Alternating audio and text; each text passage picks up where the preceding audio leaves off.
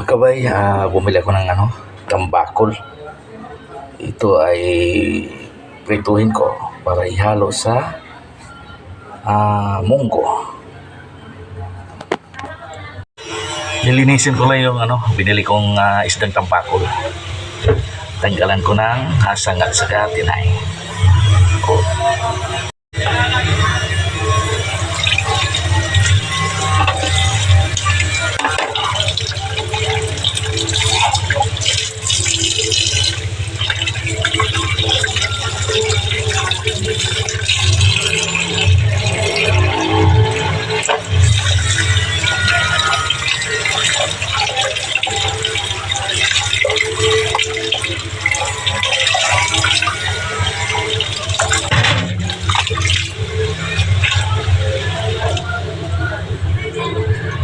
Alam niyo ba, mga kabay, itong laman loob o yung tinai sa isda ay ginawa namin bagoong sa probinsya.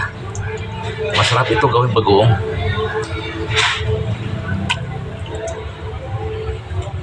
Kabay, ang daming nakuha ng laman loob na isda at saka hasang. Ito, kung may mga alaga kayong aso, initin lang yung kunti ito sa kawali at saka ibigin na lang sa aso para makain nila, mga kabay. Malinis na yung mga isda, mga kabay. Lagyan natin ng konting asin at saka magic sarap para prituhin natin.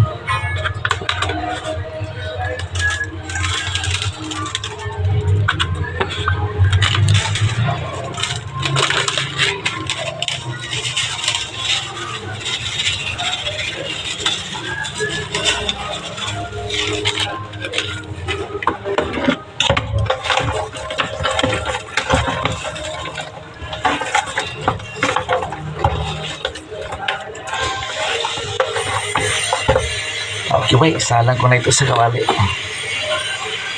Okay mga kabay, naghanda tayo ng mantika. Painitin natin ito bago salang yung lulutuin natin na isda o isdang iprito natin. Okay. Okay bay, mainit na itong mantika. Ilagay natin yung isda, no? Ito. At saka dandahan na lang paglagay kasi sigurado tumalsik ito. Wow.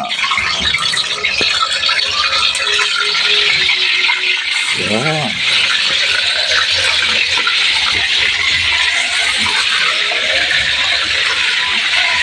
So, diba? Doble ingat lang sa paglagay para hindi matalsikan ng mantika. Nakahain na mga kabay. Ito na yung pangunahing salang ko. Luto na. Okay ba?